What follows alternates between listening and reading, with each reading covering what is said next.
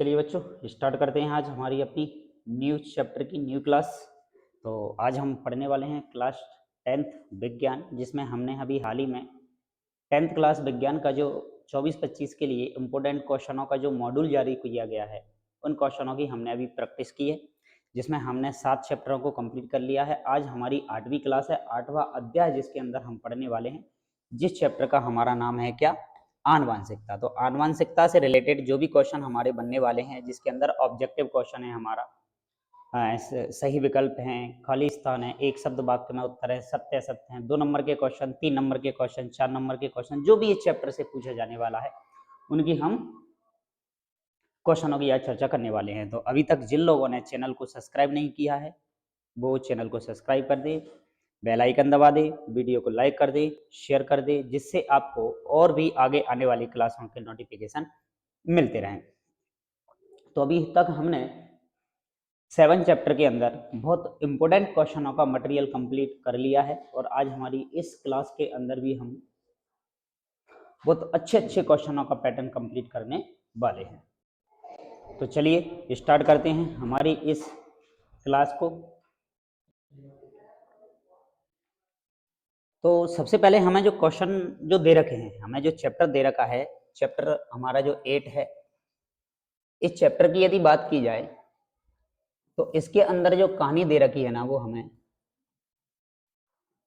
आनुवंशिकी की कहानी दे रखी है। यानी हम बात करें तो जेनेटिक्स के बारे में हमें इसके अंदर वर्णन दे रखा है। जी, जेनेटिक्स जो है ना, उसके जो फादर है ना, वो हमारे ग्रेगर जोहन मेंडल जी हैं। इन्होंने मटर के पौधे पर क्या किया था भाई, अपना अध्ययन किया था। तो इन्हें हम आनुवंशिकी का क्या कह देते हैं भाई, जनक बोल दिया जाता है भाई। ये बात आपको याद रखनी है भाई, ठीक है। तो आनुवंशिकता का जो जनक कहा जाता है भाई, वो किसे कहा जाता है? तो क्वेश्चन पहला ही हमें जो मिला है ना, उसका जवाब हो जाएगा क्या, ग्रेगर जॉन मेंडल को आनुवंशिकता का जनक कहा जाता है। जिसके अंदर हम एक पीढ़ी से दूसरी पीढ़ी में लक्षण किस तरीके से ट्रांसफर होते हैं उनका हम वर्णन करने वाले हैं, और वो लक्षण कौन सा अगली पीढ़ी में जाके प्रकट होगा, कौन सा नहीं होगा, प्रभावी लक्षण, अप्रभावी लक्षण, मतलब बहुत कुछ इसके अंदर हमें दे रखा है, ठीक है। दूसरा क्वेश्चन बनता है हमारा, दूसरे क्वेश्चन में पूछा है हमसे, नर में कौन सा गुणसूत्र लिंग निर्धारण के लिए जिम्मेदार होता है भाई। तो हमें याद रखना है भाई कि गुणसूत्रों की यदि बात की जाए तो मेल और फीमेल के अंदर, मतलब हम बात करें नर और मादा के अंदर, जो गुणसूत्र होते हैं ना, वो लिंग गुणसूत्रों की यदि बात करें तो नर के अंदर जो गुणसूत्र होते हैं ना, लिंग गुणसूत्र, वो XY होता है, और मादा के अंदर जो लिंग गुणसूत्र होते हैं वो XX होते हैं, ठीक है।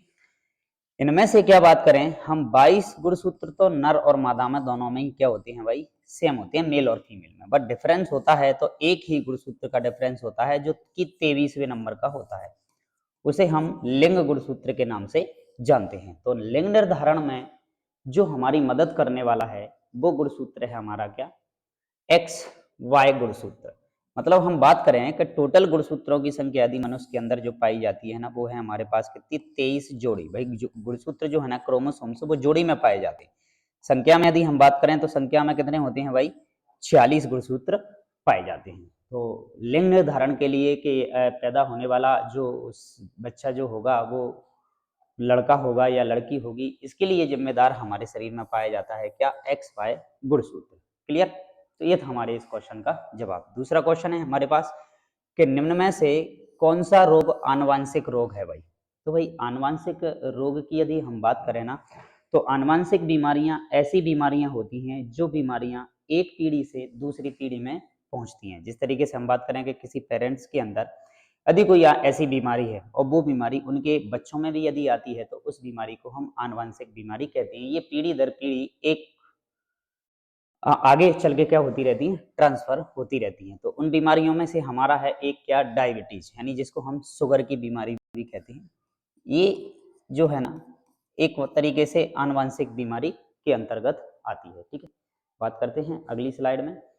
अगली स्लाइड में अगला क्वेश्चन हमें दे रखा है कि मनुष्य की एक कोशिका में गुणसूत्र यानी क्रोमोसोम्स पाए जाते हैं। तो जस्ट अभी हमने पढ़ा है कि मनुष्य की एक कोशिका में 23 जोड़ी गुणसूत्र पाए जाते हैं। यानी संख्या की यदि बात करें तो ऑप्शन में यदि 46 संख्या में भी होता तो हमारा जवाब 46 भी हो सकता है। ठीक है, दूसरा क्वेश्चन है हमारा कि इस मेंडल ने किस पौधे पर अपने प्रयोग किए थे भाई। तो मेंडल ने अपने पौधे मटर, वो अपने प्रयोग जो किए थे, एक्सपेरिमेंट जो किए थे वो मटर के पौधे पर दिए थे। और इस तरीके से इन्होंने मटर के पौधों पर अध्ययन करके आनुवंशिकी के 3 नियमों का प्रतिपादन किया था, जिसमें पहला नियम था इनका प्रभाविकता का नियम, दूसरा नियम था पृथक्करण का नियम और तीसरा था हमारा स्वतंत्र अपघटन का नियम। ठीक है, तो आगे बात करने वाले हैं इनके बारे में। अगला क्वेश्चन हमें दे रखा है छठवां क्वेश्चन, और छठवें क्वेश्चन में हमसे पूछा है कि मटर का एक शुद्ध लंबा पौधा है और एक मटर का शुद्ध बौना पौधा है, इनका क्रॉस कराया जाता है, मतलब संकरण कराया जाता है। तो हमारी जो अगली पीढ़ी जो आने वाली है ना, जिसको हम एप्टी पीढ़ी कहेंगे, उस पीढ़ी में शुद्ध लंबे पौधे और शुद्ध बौने पौधों का अनुपात क्या होगा भाई। तो ये अनुपात जो मेंडल के द्वारा चेकर बोर्ड बनाकर जो तैयार किया गया था, जब इनका क्रॉस कराया गया था, तो उनको ये अनुपात जो मिला था ना, वो 3:1 था। मतलब शुद्ध पौधों का और शुद्ध बौने पौधों का अनुपात, शुद्ध लंबे पौधे और शुद्ध बौने पौधों का जब भी इन्होंने स्वपरागण और परपरागण की क्रिया के द्वारा जब क्रॉस कराया गया उन्हें, तो देखने को मिला उनको के 3:1। तो याद रखना है, आगे हम चेकर बोर्ड का भी मदद लेकर आगे कुछ और भी क्वेश्चन सोल्व करेंगे। तो ये थे हमारे सही विकल्प। इसके बाद आ जाते हैं हमारे सेकंड क्वेश्चन में, हम बात करते हैं किसकी, खाली स्थानों की। भाई खाली स्थानों में हमें सबसे पहला क्वेश्चन दे रखा है कि जो लक्षण पीढ़ी दर पीढ़ी स्थानांतरित होते रहते हैं ना, उन लक्षणों को हम किस नाम से जानते हैं भाई। वो लक्षण क्या कहलाते हैं भाई। तो जो लक्षण पेरेंट्स से उनकी संतानों में जो पहुंचते हैं ना, उन्हीं लक्षणों को हम कह देते हैं आनुवांशिक लक्षण। आनुवांशिक लक्षण, ठीक है। बाद बाकी की हम बात करेंगे, जरूरी नहीं है कि सारे लक्षण जो माता पिता के अंदर पाए जाते हैं वो पूरे के पूरे उनकी संतानों के अंदर ट्रांसफर हो, ऐसा कोई जरूरी नहीं है। लेकिन हाँ, जो लक्षण अगली पीढ़ी में ट्रांसफर होते हैं उन लक्षणों को हम आनुवांशिक लक्षण कह देते हैं। क्लियर। इसके बाद अगला दूसरा क्वेश्चन है हमारा। दूसरे क्वेश्चन में हमसे पूछा है कि आनुवांशिक इकाई है भाई, इनमें से कौन सी आनुवांशिक इकाई है, मतलब यूनिट, जो इसकी यूनिट संरचना जिसकी हम कहें, जिसकी वजह से ये लक्षण एक पीढ़ी से दूसरी पीढ़ी में ट्रांसफर होते हैं, उन संरचना को हम आनुवांशिक इकाई कह देते हैं। वो है हमारी जीन। जीन जो है ना, वो गुणसूत्रों पर पाए जाते हैं भाई। क्रोमोसोम्स नाम हमने सुना हुआ है कि गुणसूत्र जो होते हैं ना, उन गुणसूत्रों पर पाए जाते हैं भाई क्या, जीन। और इस जीन के ही अंदर किसी भी चीज का लक्षण विद्यमान होता है और ये लक्षणों को एक पीढ़ी से दूसरी पीढ़ी में ले जाने का काम करते हैं कौन, जीन। इसलिए हम जीन को आनुवांशिक इकाई के नाम से जानते हैं। ठीक है, अगला क्वेश्चन है हमारा तीसरा क्वेश्चन कि आनुवांशिक पदार्थ का विनिमय खाली स्थान के दौरान होता है भाई। तो भाई इस बात को हम अच्छे से जानते हैं कि विनिमय का मतलब होता है एक तरीके से एक्सचेंज, चेंज। तो गुणों का, लक्षणों का जब शरीर के अंदर क्या होता है भाई, एक तो होता है हमारा क्रॉसिंग ओवर भाई, एक तो याद रखना है भाई, एक क्रॉसिंग ओवर, क्रॉसिंग ओवर, और या हम कह सकते हैं कि अर्धसूत्री विभाजन, अर्धसूत्री विभाजन। इसमें क्या होता है भाई कि जो हमारे गुणसूत्र होते हैं ना, उन गुणसूत्रों के खंडों की अदला बदली होती है, चेंज होते हैं वो। इसको हम क्या देखें, आनुवांशिक पदार्थ का विनिमय। इसको हम क्रॉसिंग ओवर, सॉरी क्रॉसिंग नहीं, क्रॉसिंग ओवर के नाम से हम इनको जानते हैं, या फिर अर्धसूत्री विभाजन भी हम इसको बोल सकते हैं। तो इस दौरान क्या होता है भाई, हमारे जो गुणसूत्र होते हैं उन गुणसूत्रों के खंडों की अदला बदली हो जाती है और आनुवांशिक लक्षण भी नए नए तरीके के क्या हो जाते हैं, विकसित हो जाते हैं। वैसे अगला क्वेश्चन है कि मेंडल ने के नियमों का प्रतिपादन किया था। भाई चैप्टर का नाम है हमारा जिसको हम पढ़ रहे हैं, जिसे हम कहते हैं आनुवांशिकी। आनुवांशिकी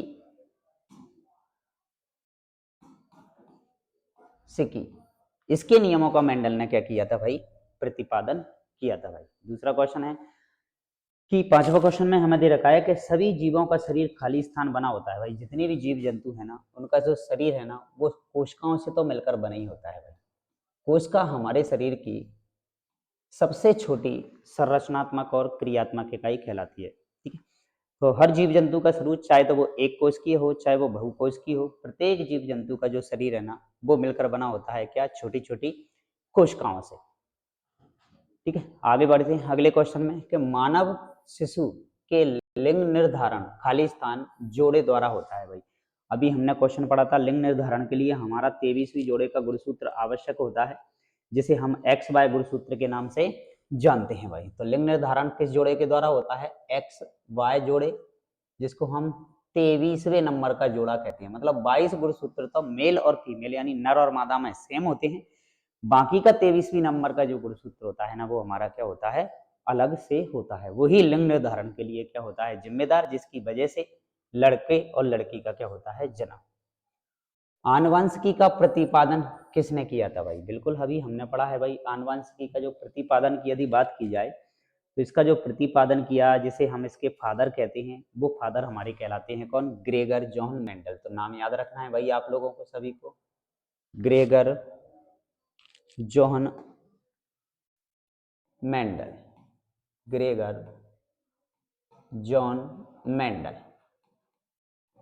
इनको हम आनुवंशिकी का जनक, आनुवंशिकी का प्रतिपादन इन्हीं के द्वारा किया गया था। अगला क्वेश्चन है 8वां क्वेश्चन, और 8वें क्वेश्चन में हमसे बोला है कि मेंडल ने आनुवंशिकता के लक्षणों के वाहकों को नाम क्या दिया था? भाई उस समय पर नाम नहीं दिया गया था कि भाई ये गुणसूत्र हैं या ये जीन है। उस समय पे जो आनुवंशिक लक्षणों के जो वाहक होते हैं, वाहक मतलब जो लक्षणों को एक पीढ़ी से दूसरी पीढ़ी में लेके जाते हैं। आज हमें पता है कि वो क्या है? जीन है, गुणसूत्र है। लेकिन उस समय पे मेंडल ने उनको क्या नाम दिया था? तो उनको मेंडल ने नाम दिया था कारक। कारक बोल सकते हैं या फिर हम इनको बोल सकते हैं फैक्टर। फैक्टर बोला गया था भाई मेंडल के द्वारा। ठीक है, तो याद रखना है भाई सभी लोगों को कि आनुवंशिकता के लक्षणों को मेंडल ने क्या नाम दिया था? तो याद रखना है, उन्हें बोला जाता है क्या? फैक्टर। ठीक है, अगला क्वेश्चन आ जाता है कि जीन की खोज करने वाला, जीन क्या है भाई? जिसके अंदर किसी भी लक्षण इसके अंदर जो विद्यमान होता है, जो एक पीढ़ी से दूसरी पीढ़ी में उस लक्षण को लेकर जाता है, तो इसकी खोज करने वाले वैज्ञानिक का हमें नाम याद बताना है भाई। तो बहुत अच्छा क्वेश्चन है, इस जीन की खोज करने वाले वैज्ञानिक का नाम है हमारे पास क्या? जॉनसन। याद रखना है भाई, जॉनसन। ठीक है, अगला क्वेश्चन है आनुवंशिकी के जनक का नाम लिखिए। तो बिल्कुल हमें याद है, ग्रेगर, पूरा नाम है इनका Gregor John Mendel, John Mendel, Mendel ये इनका नाम है। तो ये थे हमारे क्या? खाली स्थान। आगे चलते हैं अगली स्लाइड की तरफ, और अगली स्लाइड में हमें सही जोड़ी बनाने के लिए तीसरा क्वेश्चन हमें दे रखा है। बहुत अच्छे क्वेश्चन हमें इसके अंदर दे रखे हैं, तो मैचिंग करते हैं भाई। सबसे पहले क्वेश्चनों की, सबसे पहला जो क्वेश्चन हमें दे रखा है ना, वो क्वेश्चन हमें दे रखा है मेंडल। भाई मेंडल दे रखा है, दूसरा वॉटसन एवं क्रिक दे रखा है, अगला सटन दे रखा है, अगला है नर में लिंग का निर्धारण, या फिर जनक पौधों से उत्पन्न पीढ़ी क्या कहलाती है भाई। ठीक है, बात करते हैं इनकी भी हम। जैसे कि सबसे पहले हम बात करें मेंडल। मेंडल का जैसे ही नाम आया, पूरा नाम ग्रेगर जॉन मेंडल है, और इन्होंने जो अपना काम किया था ना, वो काय पर किया था? आनुवंशिकता पर अपना काम किया था भाई। तो बिल्कुल जवाब में लिख सकते हैं हम, डी नंबर का ऑप्शन हमारा इसका क्या हो जाएगा? सही हो जाएगा। दूसरी यदि हम बात करें कि वॉटसन एवं क्रिक, ये दो वैज्ञानिक हैं हमारे, तो इन वॉटसन एवं क्रिक ने अपना जो काम किया था ना, वो किया था अपना डीएनए पर काम। जिन्होंने डीएनए की एक तरीके से कह सकते हैं संरचना दी। तो वॉटसन एवं क्रिक का जवाब हमारा चला जाएगा क्या? सी। मतलब इन्होंने डीएनए के बारे में हमें बताया कि हमारे शरीर के अंदर डीएनए कैसा होता है, इसकी संरचना कैसी होती है। द्विकुंडलित संरचना की खोज इनके द्वारा की गई थी, वॉटसन एवं क्रिक के द्वारा। डीएनए का डबल हेलिक्स जो मॉडल दिया गया था, वो इन्हीं के द्वारा दिया गया था कि डीएनए नाइट्रोजनी क्षार है, नाइट्रोजनी बेस उनसे मिलकर बना होता है, प्यूरिन, पायरिमिडिन और भी बहुत सारे नाइट्रोजनी क्षार इसके अंदर पाई जाती है। पूरी संरचना जो है ना देने का श्रेय जो दिया जाता है ना, वो वॉटसन एवं क्रिक को दिया जाता है। अगला क्वेश्चन है हमारा क्या? सटन। तो सटन के द्वारा क्या काम किया गया था भाई? तीसरा क्वेश्चन आ जाता है। तो भाई जीन की जो संरचना है वो सटन के द्वारा दी गई थी भाई। जीन की संरचना बोले तो बी नंबर पे हमारा जो ऑप्शन है वो हो जाएगा सटन के लिए। जीन की संरचना के बारे में सटन ने बताया था हमें। ठीक है, अगला क्वेश्चन है नर में लिंग निर्धारण। भाई नर में लिंग निर्धारण किसके द्वारा होता है भाई? तो ये बात भी हम पढ़ चुके हैं कि नर में जो लिंग निर्धारण की प्रक्रिया जो होती है ना, वो गुणसूत्र के द्वारा होती है। और गुणसूत्र कौन से नंबर का है हमारा? 23वें नंबर का। भाई गुणसूत्र कहाँ दे रखा है? ई नंबर पर, तो इसका ये जवाब हमारा हो जाएगा। क्लियर। अगला क्वेश्चन है कि जनक पौधों से उत्पन्न पीढ़ी जो होती है ना, उसको हम बोल देते हैं क्या, पुत्री पीढ़ी। तो ए नंबर का जवाब हमारा हो जाएगा, क्योंकि पुत्री पीढ़ी मतलब उनकी वो संतान होगी, माता पिता पेरेंट्स से जो अगली संतान पैदा, उसे हम क्या बोल देते हैं, जनक पीढ़ी बोल देते हैं। आगे बढ़ते हैं अगली स्लाइड में। अगली स्लाइड के अंदर हमें दे रखे हैं क्या, सत्य और असत्य। 5 क्वेश्चन हमें दे रखे हैं, अच्छे लेवल के क्वेश्चन आपको दे रखे हैं, तो बिल्कुल आप इनको प्रैक्टिस करना है अच्छे से। इसमें सबसे पहला क्वेश्चन हमें जो दे रखा है ना, वो दे रखा है क्या, कि पुष्प के लाल एवं सफेद रंग में प्रभावी लक्षण एवं अप्रभावी लक्षण होता है। पुष्प के लाल एवं सफेद रंग में सफेद प्रभावी होता है एवं लाल अप्रभावी होता है, ऐसा हमसे बोला गया है भाई। देखो मेंडल ने क्या बताया कि भाई प्रभावी अप्रभावी जो लक्षण होते हैं ना, प्रभावी लक्षण वो है कि वो अगली पीढ़ी में जाके क्या होता है भाई, प्रदर्शित होता है, ठीक है। और देखा जाए तो जो लक्षण उस पौधे को अच्छा बनाने की कोशिश करेगा वो अपना प्रभावी लक्षण है। तो यहाँ पर हम लाल रंग की यदि बात करें तो पुष्प के लाल एवं सफेद रंग में सफेद प्रभावी होता है, नहीं बात।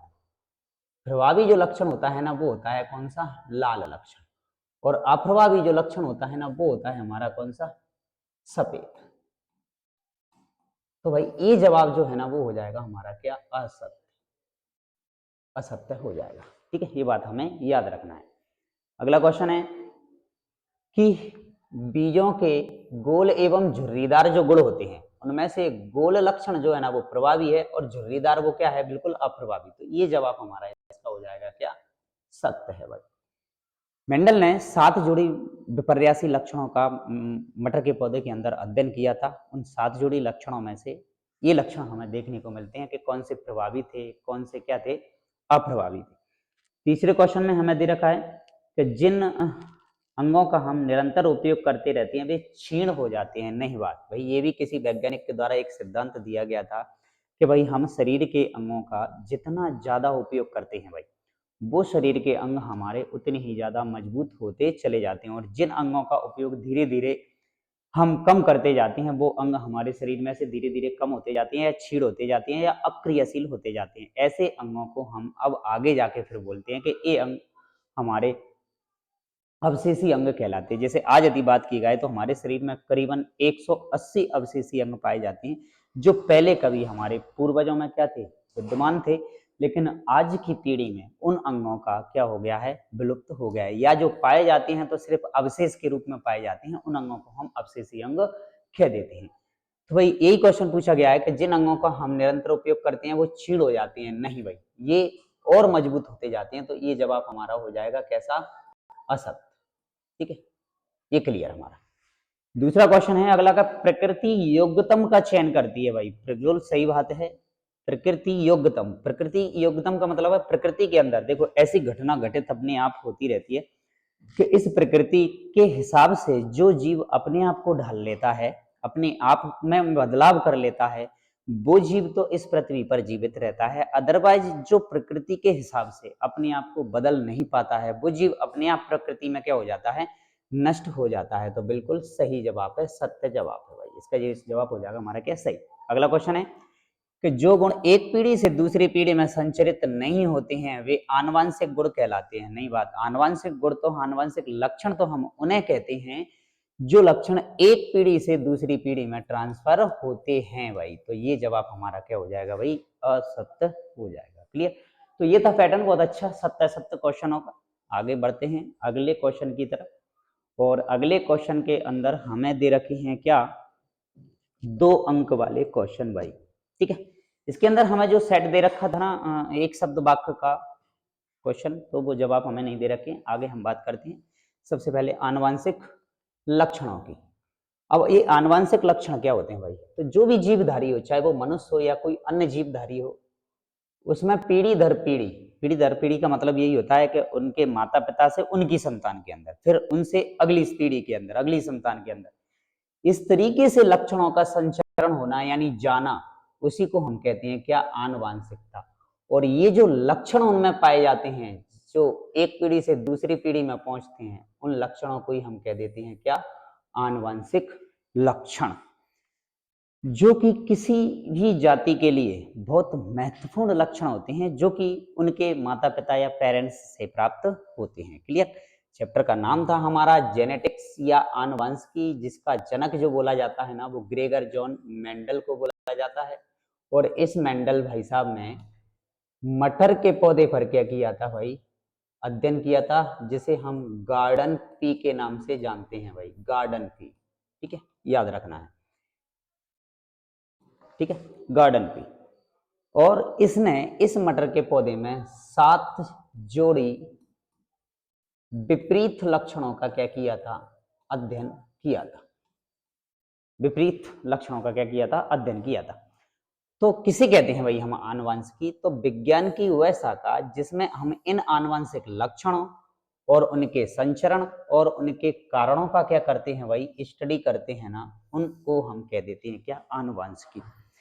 तो विज्ञान की वह शाखा जिसके अंदर हम आनुवंशिक लक्षण हमारे, उनका संचरण के किस तरीके से जो अगली पीढ़ी में पहुंचने वाले हैं और कैसे पहुंचने वाले हैं, कौन सा पहुंचेगा कौन सा नहीं पहुंचेगा, इन सारी बातों का जो पता लगाया जाता है ना, वो लगाया जाता है जेनेटिक्स के द्वारा। ठीक है, अगला क्वेश्चन। अब क्या होता है कि हम ये भी नहीं कह सकते हैं कि जितने भी लक्षण जीव के अंदर पाए जाते हैं वो सारे ही लक्षण अगली पीढ़ी में पहुंचेंगे, ऐसा कोई जरूरी नहीं है। तो अगला क्वेश्चन है, देखो हमारा क्या विभिन्नताएं क्या होती हैं, या हम इसे जैव विविधता के नाम से भी जानते हैं भाई, याद रखना है भाई इसको, आपको बड़ा अच्छा पॉइंट है आपका, विभिन्नताएं, या इसी को हम जैव विविधता के नाम से भी जानते हैं, जिसको हम बायोडाइवर्सिटी भी कह सकते हैं। विभिन्नताएं मतलब जो अलग से लक्षण हमारे शरीर के अंदर पाए जाते हैं, जैसे एक ही जनक की संतान में समानता होते हुए भी वे एक दूसरे से क्या होती हैं, अलग अलग होती हैं, भिन्न भिन्न होती हैं। जो अलग अलग होती हैं वही हमारी क्या कहलाती है, विभिन्नता, या उसी को हम बोल सकते हैं क्या, जैव विविधता कहलाती है भाई। एक ही माता पिता की सभी संतानें समान होती हुई फिर भी उनके अंदर लक्षणों में, गुणों में, आदतों में, किसी न व्यवहार में, किसी न किसी चीज में क्या होती है भाई, असमानता होती है। और उसी असमानता को हम क्या कह देते हैं यहाँ पर, विभिन्नताओं के नाम से जानते हैं, जो कि बहुत ज्यादा वेरिएशन उनके अंदर पाए जाते हैं। क्लियर, आगे बढ़ते हैं अगले क्वेश्चन की तरफ।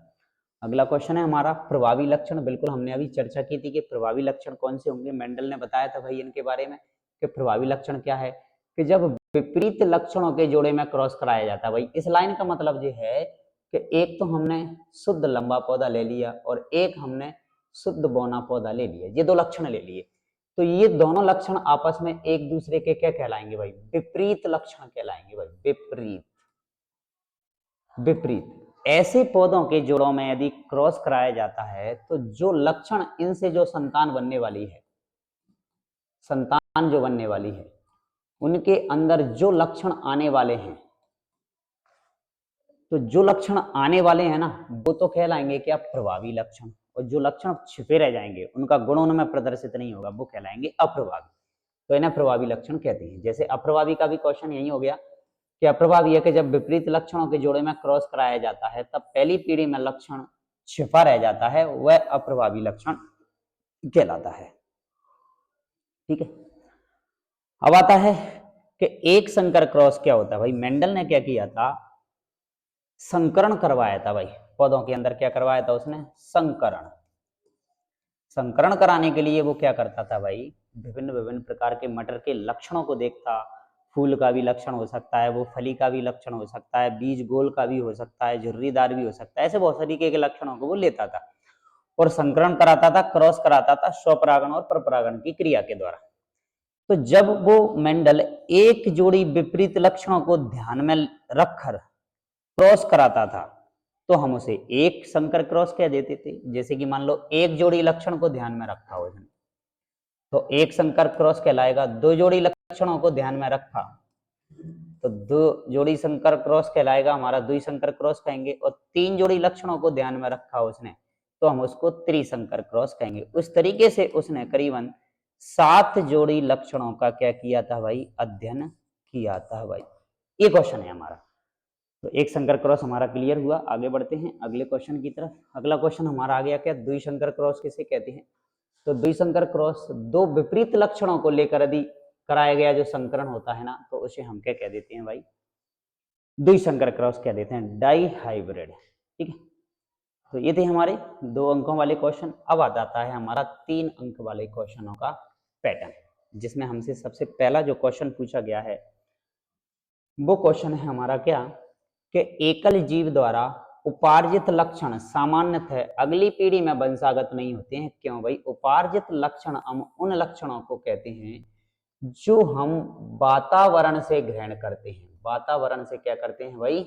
ग्रहण करते हैं, ठीक है ना। जैसे कि आज हम बात करें, हम आज जो पढ़ाई कर रहे हैं वो पढ़ाई करके हमारी अच्छी खासी जॉब हमारी लग जाती है, हम पढ़ लिख कर बहुत कुछ नई नई बातों को सीख जाते हैं। तो ये जरूरी नहीं है जी हमने हमारे वातावरण में सीखा है, अपने माहौल में सीखा है, हमारे आसपास कहीं सीखा है, तो ये जरूरी नहीं है ये सारे के सारे गुण आगे आने वाली पीढ़ी में क्या हो? वंशागत हो, ऐसा कोई जरूरी नहीं है। तो उपार्जित लक्षण जो हम वातावरण से ग्रहण करते हैं, जो भी हमारा एक्सपीरियंस है, जो भी हम कुछ सीखते हैं, वो हर चीज हमारी अगली पीढ़ी में ट्रांसफर नहीं होती है।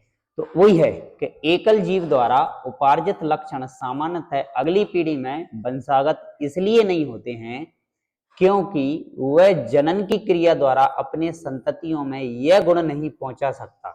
जनन के माध्यम से इस तरीके से वो गुण नहीं पहुंच सकते हैं।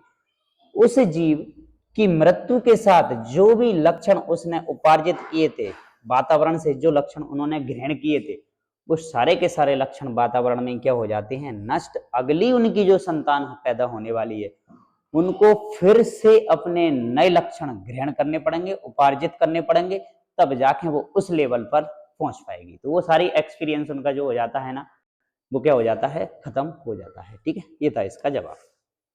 ऐसी अगला क्वेश्चन है भाई, अगले क्वेश्चन में दे रखा है कि बाघों की संख्या में कमी आनुवांशिकता के दृष्टिकोण से एक चिंता का विषय क्यों हो? भाई आपने देखा होगा आजकल हमारे इस जंगलों में विभिन्न विभिन्न प्रकार के जीव जंतुओं की संख्या धीरे धीरे क्या होती जा रही है भाई? कम होती जा रही है। ये कम होने के पीछे वजह है भाई, क्या वजह हो सकती है भाई? देखो कि बाघों की संख्या में कमी, जीन पूल का ह्रास मतलब कमी, व प्रजाति विलुप्ति की कगार पर पहुंच जाएगी भाई। जैसे जैसे यदि इन बाघों की संख्या कम होती जाएगी तो आगे आने वाले समय में ये जीव जाति क्या हो जाएगी? नष्ट। जैसे कि पहले हमने कभी नाम सुना था भाई, को डायनासोर हुआ करते थे, आज देखे किसी ने नहीं है, ठीक है। तो वो डायनासोर की जाति पूरी तरीके से इस पृथ्वी से नष्ट कैसे हो गई भाई? तो कुछ ऐसी प्राकृतिक आपदाएं उस समय पे आई होंगी जिनकी वजह से जो बड़े बड़े जानवर जीव जंतु जो हुआ करते थे वो पूरी तरीके से विलुप्ति से क्या हो गए हैं? विलुप्त हो गए हैं। और अब हमें दोबारा से डायनासोर पैदा करने के लिए हमारे पास ऐसा कोई भी जीव अवशेष उसका नहीं है, इसलिए हम उस जाति का सिर्फ नाम याद रख सकते हैं। मतलब वो जाति पूरी तरीके से इस पृथ्वी से क्या हो गई है? समाप्त।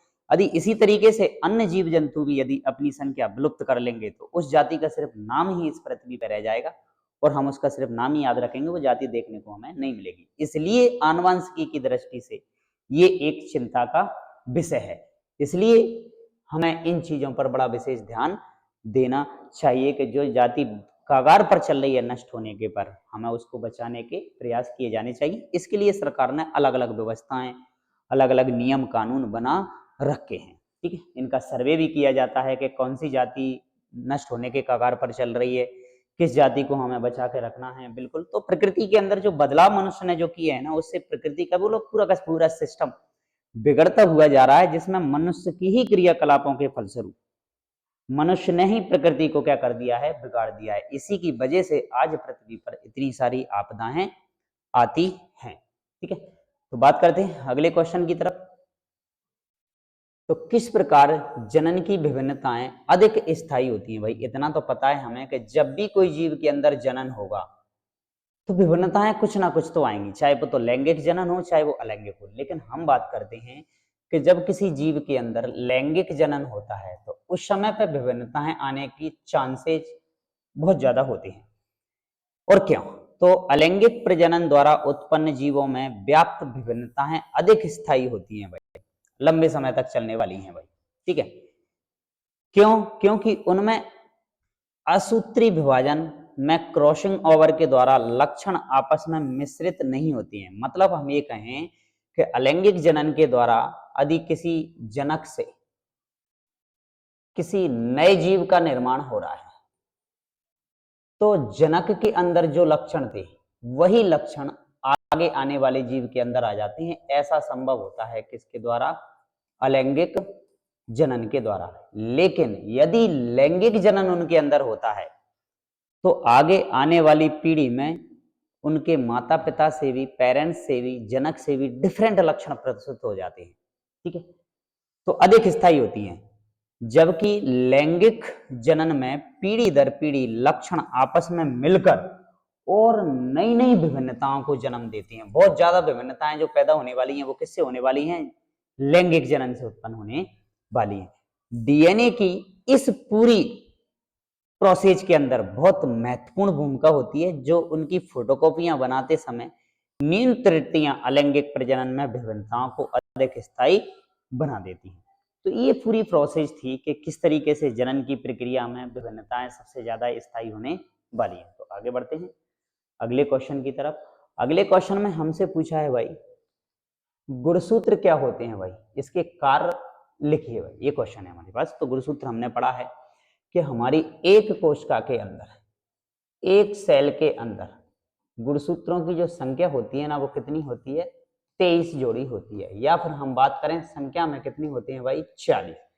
और अब ये नर और मादा में अलग अलग प्रकार के गुणसूत्र पाए जाते हैं। 22 तो दोनों में सेम होते हैं, सिर्फ एक गुणसूत्र में अंतर होता है जिसे हम XX या XY कहते हैं। ठीक है, तो गुणसूत्र क्या है भाई? अब भाई कोई कहेगा ये कहाँ मिलेंगे भाई? कोशिका में। तो ये कोशिका में केंद्रक के अंदर पाई जाने वाली संरचना है भाई, केंद्रक के अंदर। तो गुणसूत्र धागेनुमा संरचनाएं होती हैं जो पादपों में और जंतु कोशिकाओं के केंद्रकों में पाए जाते हैं, जो कि आनुवंशिक लक्षणों के क्या होते हैं भाई? वाहक होते हैं। जीन्स इन्हीं पर स्थित होते हैं भाई।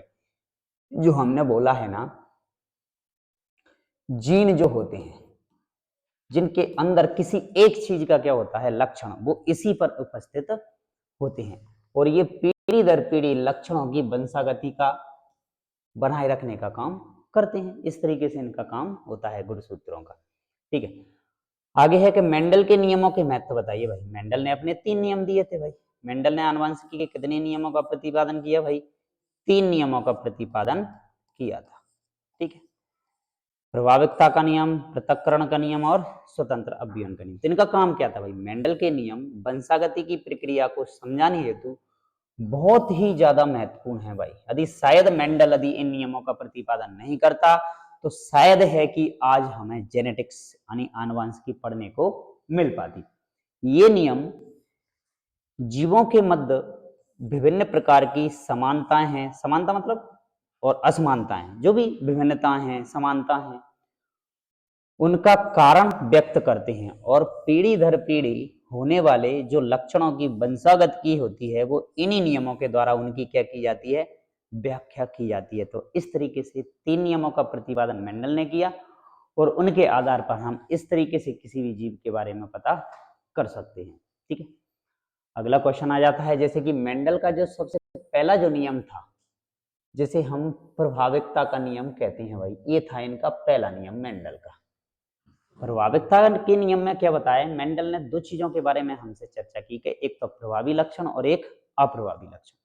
प्रभावी लक्षण ऐसे होते हैं जो अगली पीढ़ी में पहुंचेंगे, और अप्रभावी लक्षण वो होते हैं वो अगली पीढ़ी में नहीं पहुंचेंगे, छिपे रह जाएंगे। तो यही है कि इस नियम के अनुसार जब विपरीत लक्षणों वाले किसी जोड़े में क्रॉस कराया जाता है तो पहली पीढ़ी में केवल प्रभावी गुण या लक्षण दिखाई देते हैं, और अगली पीढ़ी में जो लक्षण छिप जाते हैं उन्हें हम अप्रभावी कहते हैं। जैसे कि लंबे पौधे का क्रॉस यदि हम बौने पौधे से कराएं तो उनकी जो अगली पीढ़ी बनेगी उसमें जो लक्षण होंगे ना, वो लक्षण, मान लो हमारा प्रभावी लक्षण कौन सा है? लंबा है। तो अगली पीढ़ी में जो संतान पैदा होने वाली है ना, वो कैसी होने वाली है भाई? लंबी होने वाली है। क्यों? क्योंकि यहाँ पर जो लक्षण है ना, वो प्रभावी लक्षण कौन सा है? लंबा। और ये लक्षण जो है ना वो कैसा है? अप्रभावी। मेंडल ने इस तरीके से इन नियमों के आधार पर इस चीज की व्याख्या की थी। तो अभी तक जो जेनेटिक्स है ना, वो जेनेटिक्स की जो खोज गई, मेंडल ने जो अपने एक्सपेरिमेंट किए थे वो सिर्फ और सिर्फ पादप पर किए थे, पौधों पर। क्योंकि मटर क्या है भाई? पौधा है। और इस पर अपने प्रयोग किए थे। मनुष्य पर और अन्य जीवों पर इस जेनेटिक्स का अध्ययन तो बहुत बाद में शुरू हुआ है। आज हम एक से एक अनेक नई नई भयंकर बीमारियों का इलाज इस जेनेटिक्स के आधार पर संभव कर सके हैं। अब मेंडल का दूसरा नियम आ जाता है, कौन सा? पृथक्करण का नियम। ठीक है, पृथक्करण के नियम में क्या बताया मेंडल ने कि जब एक जोड़ा विपरीत लक्षणों को ध्यान में रखकर जब हम एक संकर क्रॉस कराते हैं, ठीक है, साथ साथ लाया जाता है, तो ये एक दूसरे से क्या हो जाते हैं भाई, बिना मिश्रित हुए साथ साथ रहते हैं तथा युग्मकों के निर्माण के समय पूर्ण शुद्ध रूप से क्या हो जाते हैं भाई, ये अलग अलग हो जाते हैं। इसे ही हम पृथक्करण का नियम कहते हैं। जैसे कि मान लो हमने दो लक्षण लिए, एक लक्षण लिया शुद्ध लंबे का क्योंकि जोड़े में लक्षण पाए जाते हैं, और एक लक्षण लिया हमने बौने का। तो जब क्या होगा भाई, युग्मकों का जब निर्माण होगा तो ये लक्षण क्या होंगे, स्वतंत्र रूप से अलग अलग हो जाएंगे भाई, ये अलग अलग हो जाएंगे और अपना अपना लक्षण उन युग्मकों में पहुंचकर प्रदर्शित करेंगे, पृथक हो जाते हैं। इसी को हम क्या कहते हैं, पृथक्करण का नियम कह देते हैं। ठीक है, आगे बढ़ते हैं अगले क्वेश्चन की तरफ। और अगले क्वेश्चनों में हमारे पास जो है ना, वो आ गया अब हमारे पास 4 नंबरों के क्वेश्चनों का पैटर्न भाई। 4 अंक के क्वेश्चन है जिसमें हमें सबसे पहला क्वेश्चन दे रखा है कि भाई जीन के कार्य लिखिए भाई। तो अभी हमने पढ़ा है बिल्कुल, जीन जो होते हैं ना वो गुणसूत्रों पर पाए जाते हैं और इन जीनों को हम आनुवांशिकता की क्या कहते हैं भाई, इकाई कहते हैं। दूसरी यदि बात करें कि ये प्रोटीन निर्माण में भी सहायता करते हैं। हमारी बॉडी के अंदर प्रोटीन का फॉर्मेशन होता है, निर्माण होता है, उस प्रोटीन को बनाने का काम भी इन जीन के द्वारा किया जाता है। दूसरी हम बात करें, ये जीवों के लक्षणों का भी निर्धारण करते हैं और सूचनाओं का प्रेषण करते हैं, पहुंचाते हैं एक स्थान से दूसरे स्थान तक। दूसरी बात करें कि डीएनए और आरएनए के कार्यों का नियंत्रण एवं समन्वय भी इनके द्वारा किया जाता है भाई। डीएनए, इसकी फुल फॉर्म आपको याद रखनी है भाई, डी ऑक्सी राइबो न्यूक्लिक अम्ल, डीऑक्सी राइबो न्यूक्लिक अम्ल। ये तो नाम हो गया किसका भाई, डीएनए का। अब हम बात करते हैं किसकी, आरएनए की। आरएनए की बात करते हैं भाई, इसको हम कहते हैं राइबो न्यूक्लिक अम्ल। राइबोज न्यूक्लिक अम्ल या राइबो न्यूक्लिक अम्ल, ठीक है, ये आरएनए का फुल फॉर्म होता है। ठीक है, आगे बढ़ते हैं अगले क्वेश्चन को देखें। तो इसमें हमें दे रखा है कि मनुष्य में बच्चे का लिंग निर्धारण कैसे होता है भाई। बिल्कुल अच्छा क्वेश्चन हमें ये दे रखा है, बच्चे में लिंग निर्धारण की प्रोसेस हमें क्या दे रखी है। देखो भाई बात करते हैं, देखो मनुष्य में बच्चे का लिंग निर्धारण नर में पाए जाने वाला जो बाय गुणसूत्र होता है उस पर निर्भर करता है। कैसे, तो देखते हैं भाई इस प्रोसेस को। नर और ये मादा, इनसे होने वाली जो संतान होगी वो लड़का होगी या लड़की होगी, इसके लिए जिम्मेदार है कौन, तो हम इसको लिखते हैं 22 + XY, तो इसके लिए नर जिम्मेदार है। ठीक है, और इसको हम लिखते हैं, इसके अंदर गुणसूत्र पाए जाते हैं क्या, XX। तो यदि हम बात करें कि जो 23वीं जोड़ी का गुणसूत्र नर और मादा में है, उनमें से मादा के अंदर तो दोनों ही गुणसूत्र XX वाले हैं, सेम सेम वाले हैं, लेकिन नर के अंदर एक X है और एक Y है। तो मतलब डिफरेंट किसके अंदर है, नर के अंदर। तो जो अगली पीढ़ी जो बनने वाली है वो उसका लिंग जो निर्धारण होने वाला है कि वो लड़का होगा या लड़की होगी, इसके पीछे जो मेन रोल है ना वो है हमारे किसका, बाय गुणसूत्र का। ठीक है, तो बात करते हैं स्त्रियों में लिंग गुणसूत्र XX होते हैं और पुरुषों में XY जोड़ा पाया जाता है। सभी बच्चे चाहे वह लड़का हो या लड़की हो अपनी माता से X गुणसूत्र प्राप्त करते हैं। बिल्कुल सही बात है, इस बात को याद रखना है कि जो संतान होने वाली है अगली,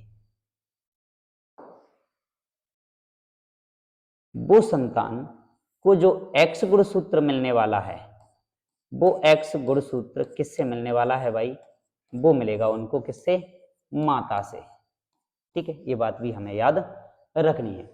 अतः बच्चों का लिंग निर्धारण इस बात पर निर्भर करता है कि उन्हें अपने पिता से किस प्रकार का गुणसूत्र प्राप्त होता है। यदि मान लो पिता से उनको यही X वाला गुणसूत्र मिल गया तो होने वाली जो संतान होगी ना वो हो जाएगी क्या, लड़की। और यदि पिता से उसको बाय गुणसूत्र मिल गया तो अब होने वाली जो संतान होगी ना वो हो जाएगी क्या, लड़का। बस ये है प्रोसेस। डिपेंड करता है कि नर के अंदर जो बाय गुणसूत्र पाया जाता है ना वही लिंग निर्धारण में महत्वपूर्ण भूमिका निभाता है। इसलिए आजकल आप लोगों ने सुना होगा इसके बारे में, थोड़ी सी घर में हमारी क्या है एजुकेशन लेवल कम होने की वजह से घर में जो बहुएं होती हैं उनको सासों के घर में ताने सुनने पड़ते हैं कि भाई यदि किसी के यहाँ लड़की लड़की का जन्म हो जाता है तो जिम्मेदार बहू को ठहराया जाता है। ऐसा नहीं है, लेकिन क्यों, क्योंकि उसके पीछे जिम्मेदार तो वही पुरुष है जिसके अंदर एक्स वाई गुणसूत्र पाया जाता है, जो कि उनका कहीं कोई रोल नहीं है। तो ये थी हमारी जेनेटिक्स, जिसके अंदर हमने पढ़ा कि किसी के यहाँ लड़का होगा या लड़की होगी, उसका लिंग निर्धारण होने के पीछे वजह क्या रहती है। वो वजह हमारी ये है, गुणसूत्रों का आदान प्रदान। यदि बाय गुणसूत्र यदि अगली पीढ़ी में पहुंचता है तो होने वाली संतानें सभी कैसी होंगी, लड़के होंगे। और यदि बार बार यदि पुरुष का एक्स गुणसूत्र अगली पीढ़ी में पहुंचता है तो होने वाली सभी संतानें कैसी होंगी भाई, लड़की होंगी। अब चांस ये बनता है कि किसी व्यक्ति के यहाँ कितने लड़के और कितने लड़की होने के चांस हैं। तो भाई ये है अपना 50%, 50-50% चांसेज रहते हैं भाई लड़का और लड़की होने के। भाई ये जेनेटिक्स का कहना है। ठीक है, आगे बढ़ते हैं। इससे रिलेटेड यदि कोई भी आपका और नया कोई क्वेश्चन बनता है तो बिल्कुल आप हमें कमेंट बॉक्स में कमेंट करके आप उसका जवाब हमसे ले सकते हो। उसका जवाब जो भी है आपका प्रोवाइड कराया जाएगा भाई। ठीक है, नेक्स्ट आ जाता है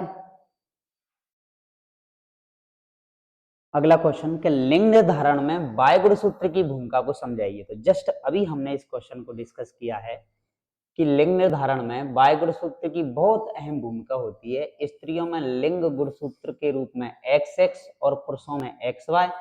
वो सभी बच्चे चाहे वह लड़का हो या लड़की अपनी माता से सिर्फ और सिर्फ X गुणसूत्र प्राप्त करता है, पिता से X हो तो लड़की, और यदि बाय गुणसूत्र हो तो पैदा होने वाली जो संतान होगी वो क्या होगी, लड़का। अतः पिता का बाय गुणसूत्र ही लिंग निर्धारण के लिए क्या होता है, जिम्मेदार होता है। क्लियर, आगे आते हैं अगले क्वेश्चन की तरफ।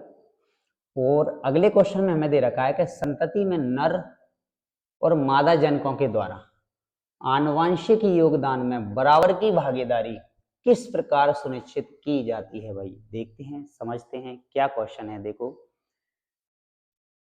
नर और मादा की यदि बात की जाए, जनक लिंग निर्धारण की प्रक्रिया में समान गुणसूत्रीय योगदान देते हैं। बिल्कुल सही बात है, समान रूप से उनमें से गुणसूत्र अगली पीढ़ी में ट्रांसफर होते हैं।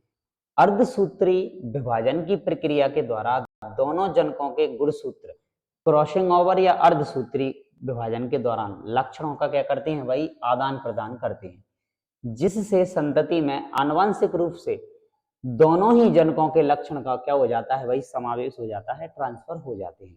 साथ ही दोनों जनकों के द्वारा समान गुणसूत्र संख्या का योगदान दिया जाता है। तो भाई आगे आने वाली जो संतान होती है ना, उस संतान के अंदर उसके माँ के भी लक्षण विद्यमान होते हैं और पिता के भी लक्षण विद्यमान होते हैं। ठीक है, ये था क्वेश्चन हमारा। और अगला और लास्ट क्वेश्चन है हमारा कि मेंडल के द्वारा प्रयोग के लिए मटर के पौधे का ही चुनाव क्यों किया गया था, कि मेंडल ने किसी अन्य और दूसरे पौधे का इस जेनेटिक्स की खोज के लिए उपयोग क्यों नहीं किया था। भाई तो देखो, सबसे पहले यदि बात की जाए, एक जनरल सी देखा जाए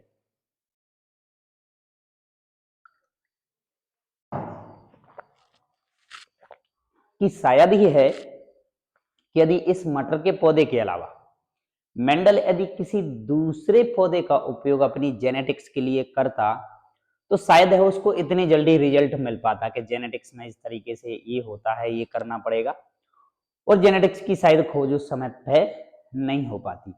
ये एक इत्तेफाक था कि मेंडल ने अपने एक्सपेरिमेंट का करने के लिए मटर के पौधे का ही चुनाव किया था। भाई कैसे किया था भाई, बात करें इसकी तो उनने सोचा होगा कि मटर का पौधा भाई वार्षिक पौधा होता है, इसका जीवन काल बड़ा छोटा सा होता है, इसको आसानी से क्या किया जा सकता है, उगाया जा सकता है। ठीक है, आसानी से कहीं पे भी उगाया जा सकता है। ये दो वजह इनकी तो ये रही होंगी। दूसरा, मटर के पौधा द्विलिंगी होता है भाई। द्विलिंगी का मतलब होता है कि मटर के जो फूल होता है उस फूल के अंदर नर भाग भी विद्यमान होता है और मादा भाग भी विद्यमान होता है। ठीक है, द्विलिंगी का मतलब ये होता है। यदि एक लिंगी यदि कोई पौधा है तो उसको हम कहेंगे उसके अंदर या तो नर विद्यमान होगा या फिर मादा वाला भाग होगा, इनमें से कोई एक भाग होगा तो एक लिंगी कह देते हैं। दूसरा कि इसके अंदर स्वपरागण होता है भाई। परागण वाली प्रक्रिया हमने इससे पिछले चैप्टर में हमने डिस्कस कर लिया है कि स्वपरागण भी होता है और परपरागण भी होता है। दूसरा, मटर के पौधे के अंदर अनेक विपर्यासी गुण पाए जाते हैं, जो कि हमने बोला था ना कि मेंडल ने 7 जोड़ी विपर्यासी लक्षणों का अध्ययन काय के अंदर किया था, मटर के पौधे के अंदर किया था कि लंबा पौधा, छोटा पौधा, पीले फूल वाला, लाल फूल वाला, सफेद फूल वाला, है ना, फली की लंबाई अधिक, फली की लंबाई छोटी, बीज गोल, झुर्रीदार बीज, इस तरीके के लक्षणों का मेंडल ने अध्ययन किया था। तो ये था हमारा चैप्टर जेनेटिक्स, जिसके अंदर हमने कुछ इंपोर्टेंट जो क्वेश्चन आपके बनते हैं, उन इंपोर्टेंट क्वेश्चनों का जो पैटर्न आपको दिया गया था वो आपके एग्जाम के हिसाब से बहुत इंपोर्टेंट रहने वाला है। तो सभी लोग इस चैप्टर से जो भी रिलेटेड क्वेश्चन अभी हमने डिस्कस किए हैं उन क्वेश्चनों को आप अच्छे से रीड कीजिए, तो एग्जाम में कहीं ना कहीं आप अच्छे नंबर प्राप्त कर सकते हो। दूसरी यदि बात की जाए कि जिन लोगों ने अभी भी अपनी तैयारी उस लेवल से नहीं की है जिस लेवल से उन्हें करना चाहिए था, इनको कहीं ना कहीं लगता है कि हमारा एग्जाम कहीं बिगड़ ना जाए, तो वो लोग आराम से इस पीडीएफ के माध्यम से, इस क्लास के माध्यम से, जो कि आपको यूट्यूब पर फ्री अवेलेबल कराई जा रही हैं, क्लास 10th की साइंस की क्लासेस, उसके माध्यम से वो अपने अच्छे पासिंग मार्क्स लेकर आ सकता है। तो भाई सभी लोग, अभी तक जिन लोगों ने क्लास को देखा है, लिया है, वो अच्छे से अपने क्वेश्चनों को प्रैक्टिस करें, और जिन्होंने अभी तक इस क्लास को, चैनल को सब्सक्राइब नहीं किया है, वो चैनल को सब्सक्राइब कर दे, लाइक कर दे, शेयर कर दे और बेल आइकन दबा दे, जिससे कि आप पे आगे आपको क्लासों का नोटिफिकेशन मिलता रहे। साथ ही साथ में कमेंट करना ना भूलिए कि आपको क्लास में से क्वेश्चनों का पैटर्न कैसा लगा, क्लास कैसी रहने वाली है, और आगे हम अगला चैप्टर जो हमारा आने वाला है वो चैप्टर रहने वाला है हमारा फिजिक्स का। तो अभी तक हमने केमिस्ट्री की क्लास कंप्लीट कर ली है और बायो की, मतलब हमारी जो साइंस है, विज्ञान जो है ना, उस विज्ञान के अंदर यदि हम देखें तो विज्ञान के 3 भाग हैं भाई, 3 भाग। पहला भाग था हमारा क्या, केमिस्ट्री, केमिस्ट्री वाला, ठीक है। दूसरा भाग था हमारा क्या, बायो वाला, जिसे हम बायोलॉजी कहते हैं, अभी तक जो चल रहा था। और तीसरा भाग है हमारा काय का, फिजिक्स का, फिजिक्स। तो हमारा पहला भाग कंप्लीट हुआ, दूसरा भाग कंप्लीट हुआ, और तीसरा भाग हमारा अब आने वाला है फिजिक्स। तो फिजिक्स से रिलेटेड जो भी क्वेश्चन हमारे आगे बनने वाले हैं, इंपोर्टेंट क्वेश्चन जो कि मॉड्यूल में प्रोवाइड आपको कराए गए हैं, उन क्वेश्चनों का सॉल्यूशन आपको फिजिक्स इस क्लास के माध्यम से प्रोवाइड कराया जाएगा। तो चलते हैं, मिलते हैं आपसे अगली क्लास में, तब तक के लिए बहुत बहुत धन्यवाद।